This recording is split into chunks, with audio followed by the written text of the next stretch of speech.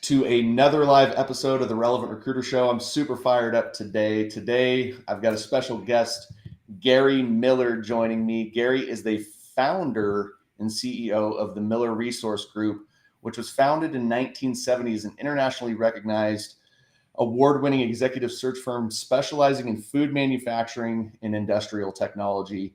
Gary and I have been prepping for this. I had the pleasure of meeting him at the MRI conference a couple of weeks ago.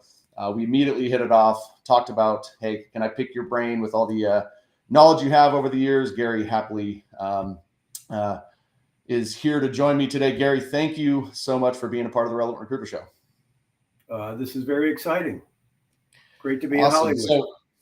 Great. So, Gary, give us a little background. How did you get started in the recruiting industry?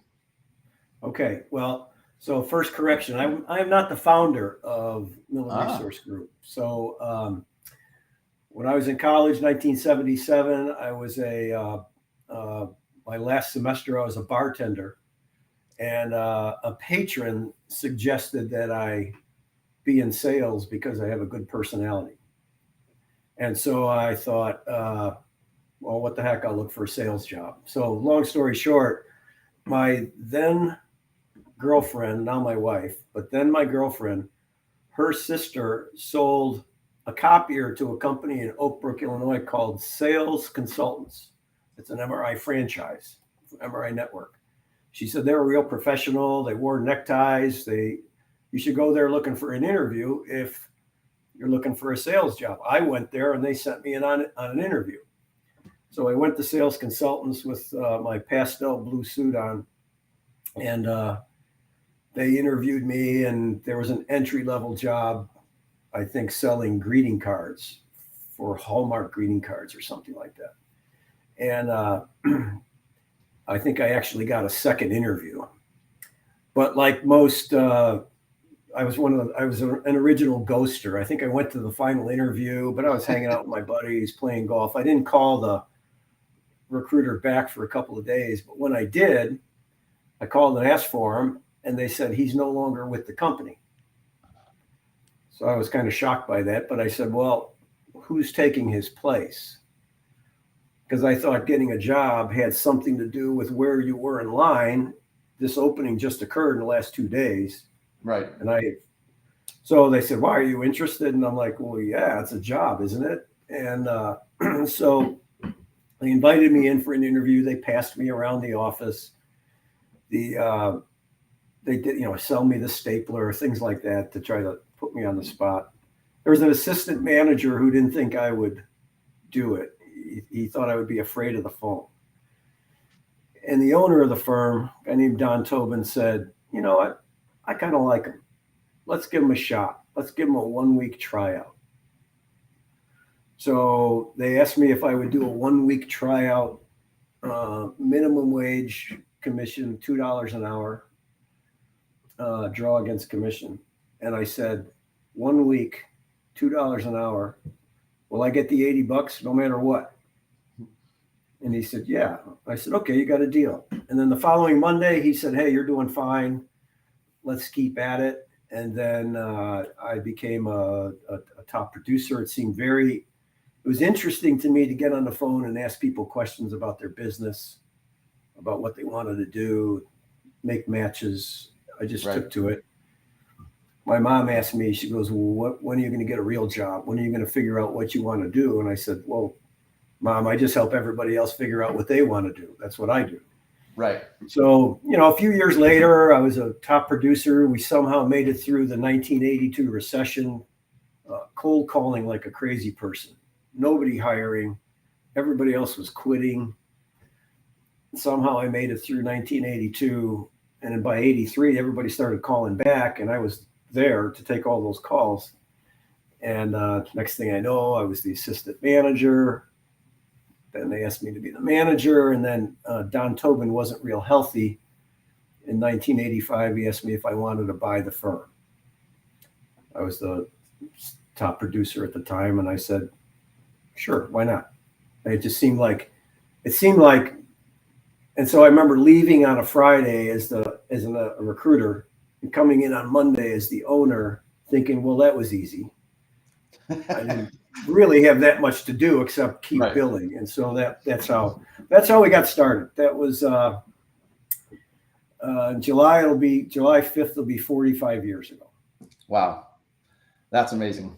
That's amazing. So you basically started with this guy, worked with the same company. So you've never had, even though it wasn't yours in the beginning, you've been working for the same company pretty much your entire recruiting career. Yeah, not pretty much the same Yeah. place. And Wow. so, recruiters are supposed to have empathy for what it's like to change jobs. And I really don't know. Yeah. But I can imagine how stressful it is. And even though I've worked at the same place, given the changing landscape, the changing markets, the changing dynamics, changing technology, changing teams, changing cultures, I feel like I've worked 8 or 10 different places.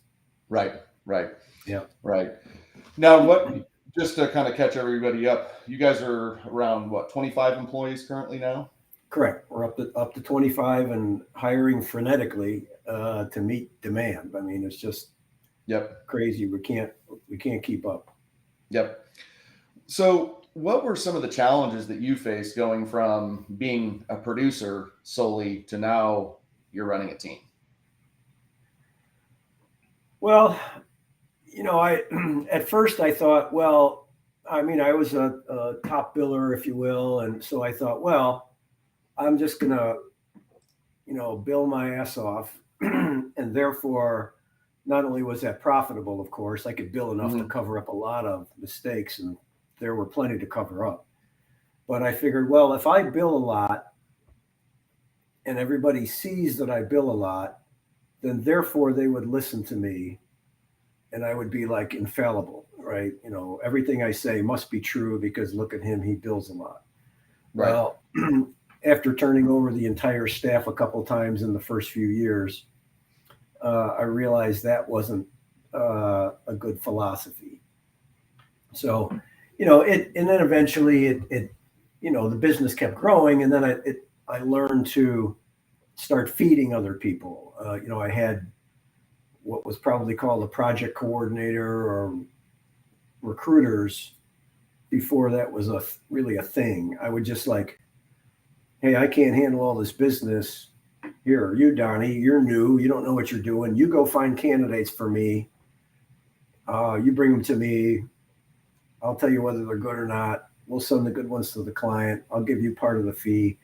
It's the way the splits and metrics and profitability worked out. It was like having what we now call a project coordinator.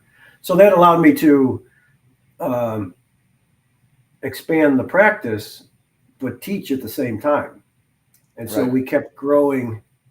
We kept growing in our one market of industrial technology and automation. The old sales consultants model was you have a desk for every known specialty that you could think of. If you had 20 desks, you could have 20 plastics, chemicals, food, medical, steel, whatever. I mean, and no two desks were alike. And then, teams, you could realize that teams could do much more. And so at one time, we probably had 10, 15 practices. Now we basically have 2. So that was, so we kind of got off tangent there a little bit. But, in the late 90s, I decided, I'm not going to be a billing manager anymore. I'm going to be a CEO. So I quit billing, went to CEO, expanded the firm significantly, room for 30, 35 people, and 9/11 hit, big recession in 2001, and it was a big factor. So I learned there that going from billing manager to non-billing manager like that, probably could have planned that a little bit better. But it's continued to evolve. I don't really work a desk so much anymore, or really not at all. But what I'm amazed by and what I'm most grateful for, and the biggest lesson I've learned, I think, is that if you treat people well and develop some trust and relationship with people in the marketplace, nobody can ever take that away from you. And so we have clients now.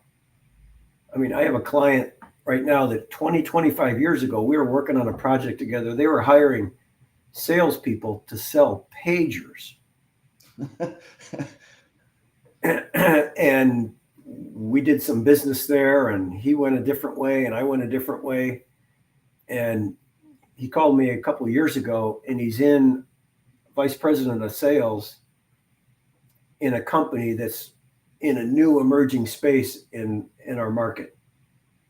And now they've turned out to be a great client. But he remembered me after 20 years just because I treated him well 20 years ago.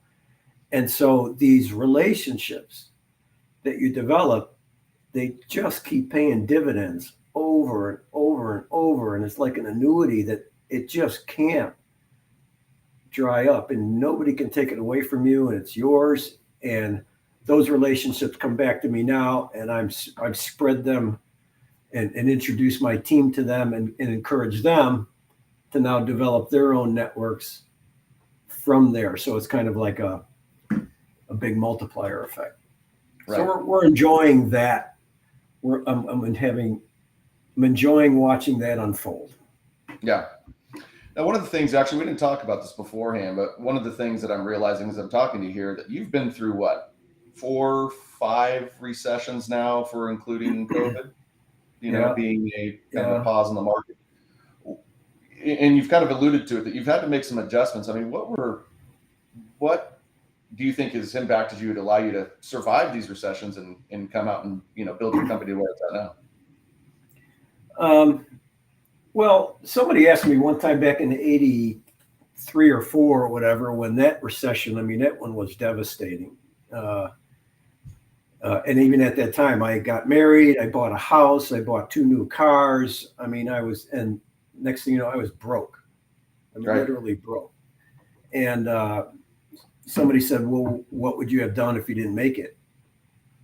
I said, I don't know. I never thought about that. So, I think a lot about, when I talk about the vision for our company, I think a lot about the Old West. I love reading Western novels and try to imagine what it was like going West for the early pioneers. They had this dream of something spectacular. They had visions of grandeur out West, although they didn't know quite what it was going to be like. But they went West looking for a better life, a utopia of some kind. The hardships.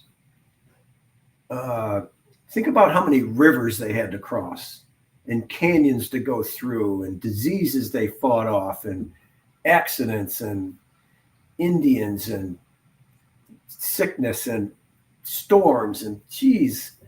And think, what if they all just said, oh, you know what, this is hard, I'm going back. Right. No, they figured out how to just get through, to keep plowing through, to figure out how to get across. And so none of them seem very difficult now, but I know they were, and somehow we managed to get through them, sometimes by the skin of our teeth. I mean, I know sometimes I was, pretty deep in debt and hanging on, but still investing in our people and always hopeful that, there was something much better out there. And that always kept us going. Yeah. I think it's kind of like a mindset, right? You're just, it was never an option that you weren't going to make it. And, I know that's easy to pound the chest and make it sound that easy, but, I think that's the critical part of like, hey, it was never really looked in the rearview mirror, so to speak. Like I was just taking that next step forward. Well, and I'm thankful for our business. I mean, if things are going well, you need more people. Right. If things aren't going well, maybe you need different people. But, we were designed as a society to work in teams and tribes or whatever, or at least we evolved that way. Mm-hmm. I always say, well, if God put us all on this planet to figure out how to work together and figure things out, if he didn't want that, he'd put one of us on every planet, but somehow we're all here together trying to figure things out, and challenging at times, but worthwhile. Right. Absolutely. Now, I know one of your key team members now is actually your son, Travis. Share a little bit, what it's like working with family, what you feel like, you guys and your relationship and how that impacts the company. You just kind of talked about working in tribes and the family feel and things like that.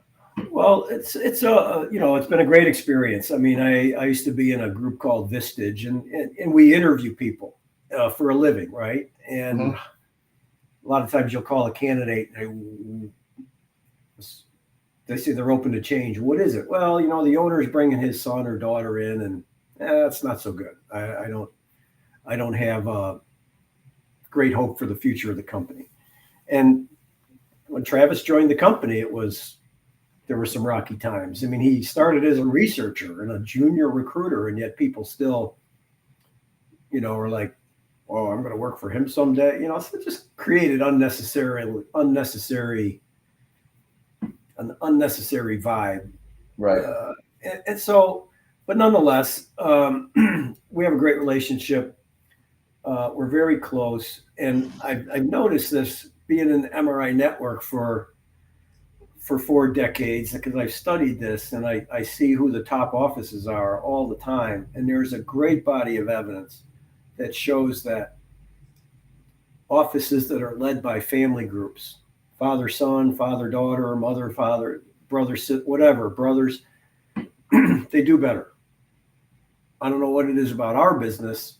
Maybe it's true in other businesses, but it occurs to me, and Travis and I have talked about this, when we're talking about strategy, or we're talking about development plans, or we're talking about investment, or we're talking about how to help somebody get to another level, or how to grow a team, there's no political agenda whatsoever.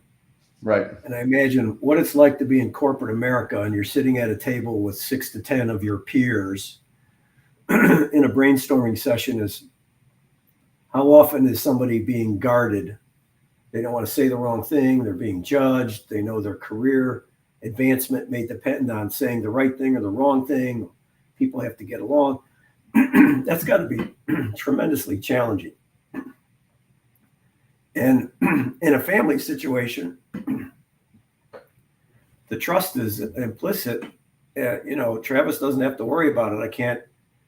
You can't get promoted higher than son, right? And so we have a succession plan. Everybody knows that he's the future leader. I'm going to slowly make myself irrelevant. And my hope is he builds a team around him that can take this company even further west than I have taken it. That's awesome. That's great. I think it's inspirational for other people, because I speak with a lot of people that, one of their biggest, goals. In fact, I brought on a new client yesterday. His biggest goal was to build a firm that his kids could eventually take over. And it's great to, see that actually happening in real life. And like you said, it's not all rosy. Of course, you get some people internally that might have some pushback of who their future leader is going to be and how you guys have worked through that and really have a great team. I actually watched on your website prior to your video about joining the team, and it was cool to listen to your employees, and what they had to say about the work environment you've created. And I know that was kind of the topic we wanted to talk about today was, what you've seen change through the years of kind of being a metrics kind of led manager versus a, more flexible leader, and somewhere in between is kind of the center. Before we get to that topic, explain, the center and that philosophy, as you did to me before we got on live here. Well, center, finding the center. If you years ago, somebody referred a book to me called Tao Te Ching, to Zen. It's the foundation of Zen teachings, and I'm not a Buddhist by any means, although my kids have accused me of that. But the idea is like, not be too high or too low, not be too obsessed or too carefree. And it's just like there's a middle ground. It's like whether you're going up the ladder or down, it's shaky. Just keep your feet firmly planted on the ground. Right. Success can breed overconfidence or cockiness or whatever. So stay centered, stay planted. If you're humble too humble. You can be like, not do anything, right? Right. So you got to, again, find that middle ground in everything that you do. We could talk about it from a political angle, but we're not going to go there. Anyway, but so years ago, when I went through management training, it basically the training was to be a micromanager. I mean, they talk about X theory and Y theory. X theory management is like man is basically lazy. You got to tell them what to do. You got to ride them constantly, or they won't get anything done. Y theory is man is basically good. They're resourceful. They'll figure it out. Leave them alone. Love them. They'll figure it out. So the two schools were that way. And most people agreed that X theory was going to be far more productive.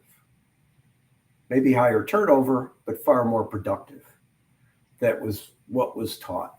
And so it was like, how many calls are you going to make today? You didn't make as many calls as you said you were going to make. What's going on there? How are you going to make up for that?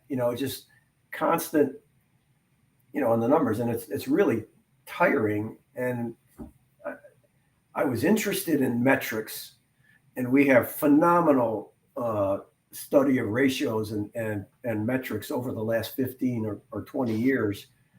Not so much because it used to be you could really draw a line from how many times you picked up the phone to how many job orders you got, how many send outs you arranged or whatever. Right. But now, with us investing so heavily in branding and changing our business model to be very active in trade associations and things like that. I mean, we're having record year after record year. We're like not calling anybody. Right. And so what that metric doesn't mean anything like what it used to mean, if it means anything at all. But still, right. The metric of how many interviews do you arrange, how many placements offers get made, hires, etc. Those still hold true. But so you have to evolve, but now and again, studying or watching metrics, watching people perform over the years, I saw many people that were metrics manic, that didn't produce a lot. And I saw people that didn't seem that interested in that kind of behavior measurement. Mm-hmm. Yet they were really talented and produced a ton and had a great following. And so watching that, it's like, what would you like? Well, I'd like both. I'd like the best of both worlds. I'd like to have an extremely talented person that sort of pays attention to the metrics, to use that for optimum performance.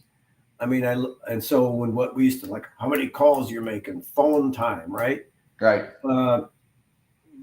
Think about like a car dashboard or the instrument panel in a car. How often do you really pay attention to the oil pressure light? So what do you watch? Speedometer? Right. How much gas is left? And those are really important, the most important things for getting to your destination. RPM, not so much. Oil pressure, not so much. So you learn to figure out what's important. Right. I still think there's a very high correlation between how many people you talk to and what gets done. What's really changed and evolved is how you get in position to talk to people. LinkedIn messaging, and what does that mean now? And and there's so many different ways you can do LinkedIn messaging. You can do mass approach, you can do individual approach, and LinkedIn in and of itself. My mom passed away a few years ago. She was 97, and she was in hospice, yet still coherent. And I was chatting with her. I said, "Mom, what's the biggest change you remember in your life? The one thing that happened in your life that made the biggest change for you?" She said, hot water. Huh. And if somebody asked me that, I'd say LinkedIn. Changed completely the dynamic of how recruiters go about their work. Right. So what metrics do you watch? I mean, we have some of our people that send out 3 and 4 times as many emails as others and produce the same amount. Who's wrong? Right. You know, it doesn't matter as long as they're talking to the same number of people. How many people can you talk to in a day? How many people do you want to talk to in a day? And still, you know, the things that I notice in the top producers, we're blessed to have some top producers in our firm, that if you put them on a panel and ask them how their philosophy of business, you wouldn't even think they worked in the same company. But yet, if you could peel open and check their dedication meter, extremely high. Yeah. Very high. Their dedication to their craft is max. But how do you measure that? What's the metric? What's the metric for dedication? What's the metric for curiosity? What's the metric for inspiration? What's the metric for empathy?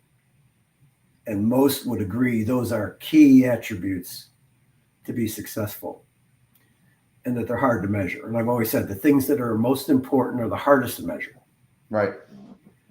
So anyway, so that's where we're trying to just get the right blend of it. Yeah, we're interested in and how many people you talk to, but our top producers, when they're way above quota or way above goal, or in building wealth for themselves and their families, how many people they talk to, not that interesting. What they're doing with their clients, how they're growing with their clients, what creative ways are they serving their clients, how can we be more for our clients? Those are more the conversations, not your phone time wasn't really great yesterday. I mean, yeah, who wants to have that conversation? So even with new people, you still should direct them. Say, here's what I expect. I would expect you to do whatever you can to maximize the number of people you talk to every day. You could say, I expect you to send X amount of messages. I expect you to make X amount of dials. That's what I expect of you. But, when we're training people, I usually tell them that your first 1,000 phone calls, your first 1,000 conversations is your training. If you make one a day, it's going to take 1,000 days. Make 10 a day, it's going to take 100 days. How fast do you want to be? How fast do you want to get to become a sophomore in recruiting? So I kind of like leave it up to them, but don't leave it up to them completely, if that makes any sense. Right. How was that for a ramble? It's amazing. It's amazing. I'm just going to say, for those that are listening with us live, go give Gary give us some likes, some love. Feel free to drop some comments if you have any questions for Gary, and I'll try to get to them. Let's talk about the opposite side, because it seems like, that flexible leader nowadays seems to be kind of what everybody's going to. And maybe it's not just the leader, it's the flexible work, remote and that. Where do you see the mistakes on being too flexible? Again, going back into somewhere in that center.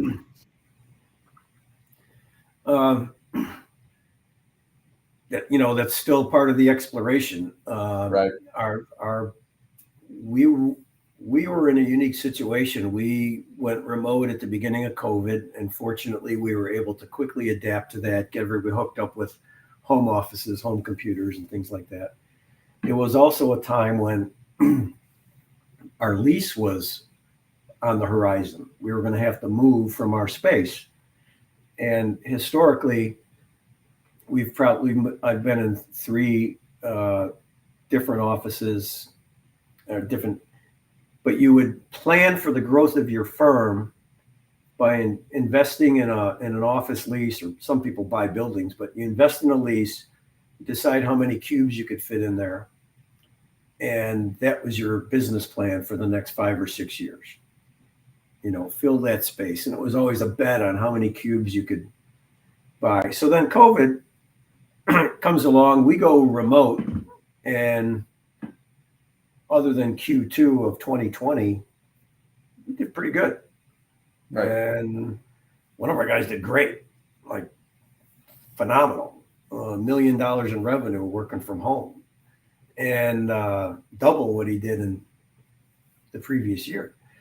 And then in 2021, we said, well, our lease is up. Let's just keep working from home and start planning on what our new space was going to look like. 2021, we had a record year. We had 5 additional people had their best year ever and make the MRI Pacesetter trip. It was incredible. And, we work hard to, excuse me.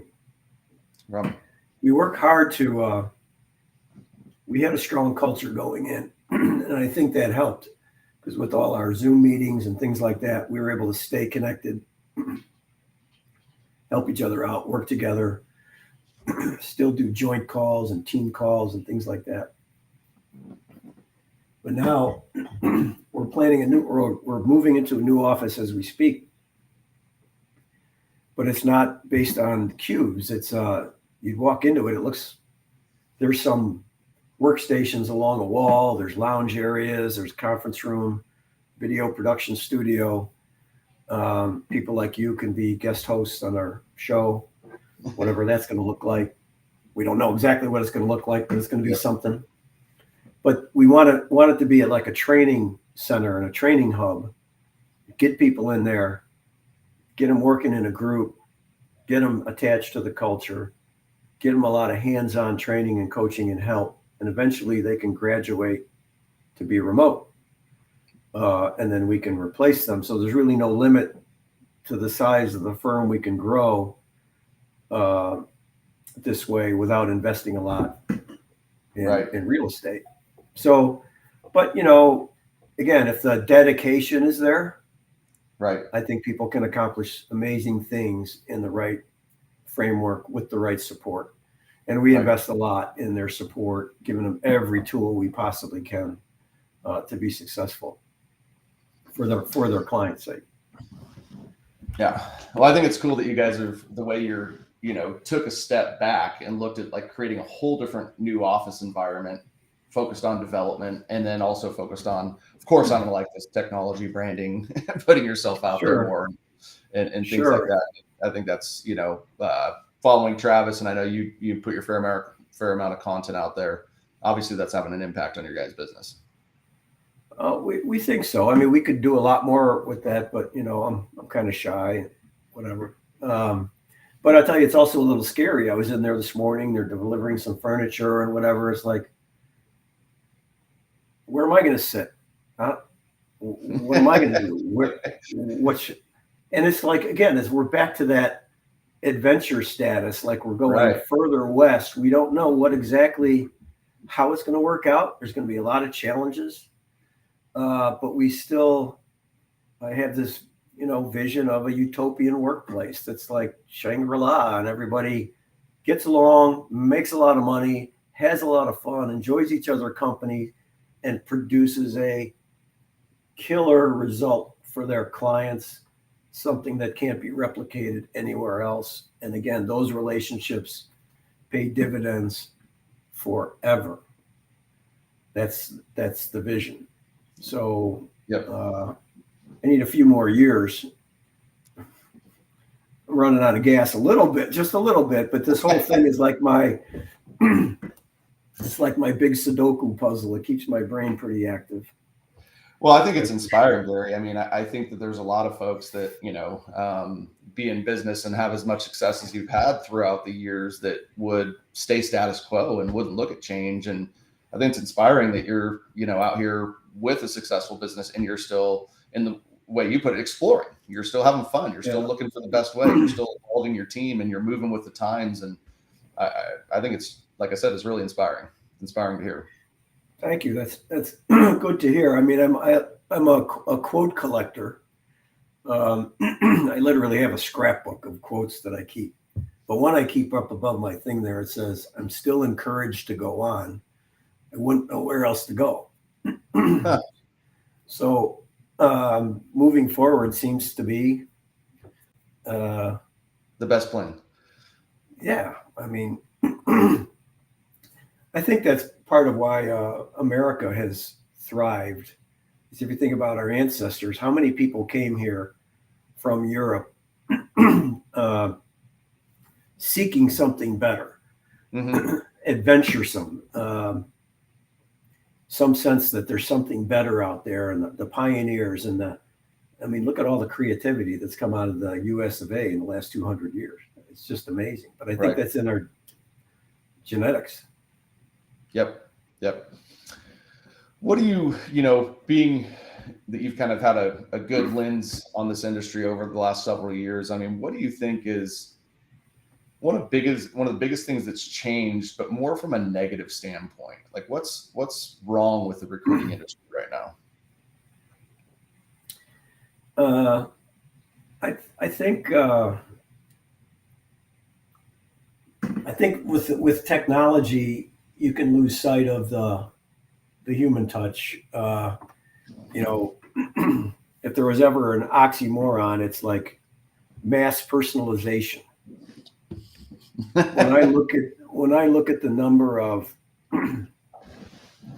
email and in-mail messages I get every day that I can tell are just like nobody took the time to really study who I am or what I'm doing, and it's like it's almost like it's annoying. It fills up your inbox, and it's like delete, and it's so hard for somebody to stand out. And there's probably some good people and some good service offerings that are getting blurred by all the noise. 1,000%, yeah. Right. And so that's part of what our study is, or our work is, like, how do we stand out from the crowd? How do we get the attention of good candidates for our clients' sake? And we have to keep working hard at that. Your messaging has to be different. Your tone has to be different. Your approach has to be unique. How often do you answer your cell phone when you don't know the number? So do you ever even listen to the voice message? No, usually you read the voice message before you listen to it. And so what does that mean for the way you approach and the way you get a hold of people? And so that creates a challenge. As far as negative, that's all I can really think of. It's just there used to be stories about people, ambulance chasing and calling companies that they just took somebody from to get that opening to replace that person. I really don't hear much about that kind of thing anymore. Right. So I feel like it's such a noble profession. I think the standards have been risen, and a lot of people are living up to the standards. Delivering a message for a client about opportunity to a target audience is still a great service. And there's magic in a third party. It's not magic. It's psychological proof that if you tell somebody that the Donnie Gupton Show is a great story, it's nowhere near as valid or as meaningful as if I tell somebody the Donnie Gupton Show is a great show. 100%, yeah. So, and there's proof that even if people know that I'm getting paid to tell that story, it still resonates better than if a company is telling it themselves. I think, yeah. So anyway, I just still think it's such a noble service, and I love what I do. I believe wholeheartedly in what I do. Getting to know people for a living and what their aspirations are, getting to hear company founders and executives talk about their dreams for their companies, and then looking for these subtle little matches of where you think people ought to get together. So I find that terribly exciting. And with all the technology out there, it's still two humans getting together to try to achieve something together that they couldn't otherwise achieve. And when it happens well, that's where society advances. Right. And so I just love that. That whole being in the center of that is very, very gratifying. Yeah. And interesting and educational and motivational and inspirational and fun. Yeah. So what is it, I mean, you got, like you said, you got a couple more years. You want to keep playing as hard as you possibly can, but what are you most excited about over these next few years for yourself personally? I got to break par. Well, you're definitely going to need to work. Probably might have to work a little bit less than that. I'm still trying. I've been close, but I'm obsessed with golf as a hobby, and I think to me it's a metaphor for life in a way. I've got a goal. I've got objects. I need to utilize those objects to reach the goal. I can do it with other people. I can invest in coaching and training and development. It is infinitely variable. It is an analog game. There's no two microseconds on a golf course that are ever the same. Ever. Which is kind of like the way life is. So I'm excited about watching our team develop and grow and grow up together and committing to achieve great things, committing to each other, getting closer to that utopian workplace I mentioned. That's definitely thrilling and rewarding for me. Yeah. And again, it's a transition period in my life, and I look to other owners in MRI, and we talk about this, but a lot of people talk about retirement like it's just like I can't wait to retire. I have friends that are like so glad they're done. Right. I'm really wrestling with that because I'm not finished. I'm getting, society tells me I'm supposed to be, but I'm enjoying myself. Right. But yet I know that it can't last forever, and it's so kind of like a strange period that's causes a lot of reflection and different thoughts than when a decade ago I was still in my warrior phase, right? Right. This is a different phase. Yeah. Philosophical phrase, a reflective phase. So anyway. Yeah. Don't know. Awesome. Ask me in 2 years. I'll tell you what was exciting. Yeah. Okay. We'll have you back. We'll make sure to get you back on then. We'll ask that question again. Yeah. Kind of wrapping up here. I mean, you've had an incredible journey. Who are some of the most impactful people that have been a part of it, kind of maybe from the beginning, but also, I can tell you're into development now, like who's, and you mentioned MRI and things like that, but what are some of the things that have really helped you take that next step forward outside of your organization, maybe? Well,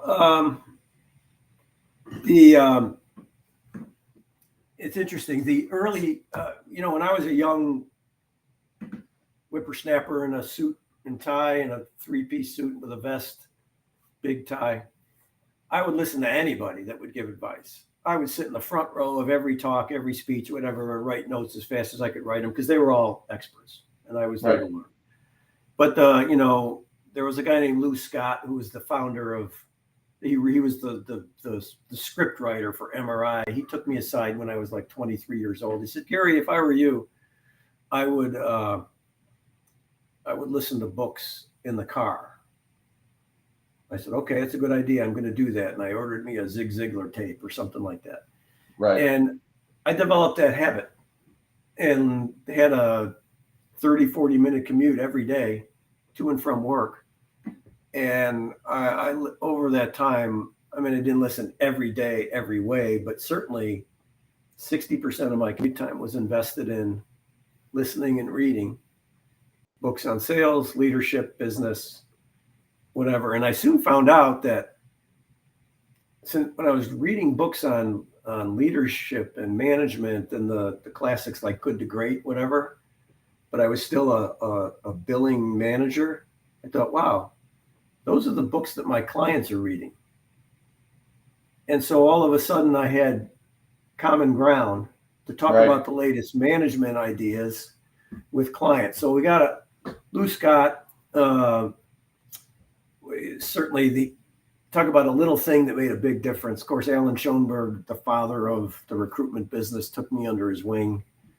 I was served on councils and whatnot under his leadership for years. Jerry Hill was an early trainer in MRI that actually had the courage and liked me enough or trusted me enough to take me aside and tell me when I was being an idiot, which not a lot of people would always do. They'd tell somebody else that I was being an idiot. Right. But he taught me that you could go right to the person and out of come from a place of love and care, give somebody some advice, to help them along. And then, so, reading hundreds of books, going to MRI is what a great place, because there's just like always a panel of experts sharing best practices for how they do things. Right. I've invested in coaches, personal coaches in my career.